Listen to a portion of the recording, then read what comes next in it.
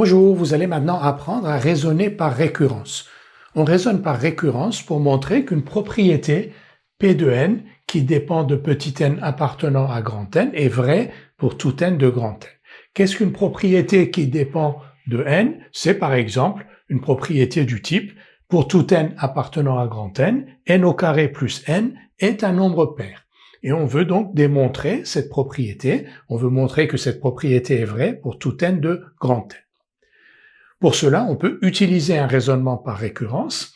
Dans un raisonnement par récurrence, on procède en deux temps. Dans un premier temps, que l'on appelle l'initialisation, on montre que P de 0 est vrai. Dans un deuxième temps, que l'on appelle l'hérédité, on suppose que P de k est vrai pour k appartenant à n, et on montre que P de k plus 1 est vrai. Et alors, on peut conclure que P de n est vrai pour tout n de grand N.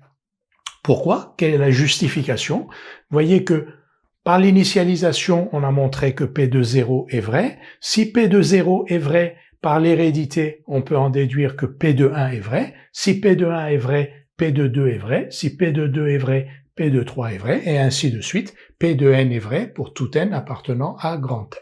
Exactement comme quand vous avez par exemple des dominos, si on veut donner une présentation imagée, si vous avez des dominos, P de 0 est vrai, vous faites tomber le premier domino P de 0 est vrai, P de 1 est vrai, fait tomber le deuxième, et ainsi de suite, le deuxième fait tomber le troisième, et tous les dominos tombent les uns après les autres, c'est-à-dire que les P de n sont vrais les uns après les autres, et donc P de n est vrai pour tout n appartenant à grand N.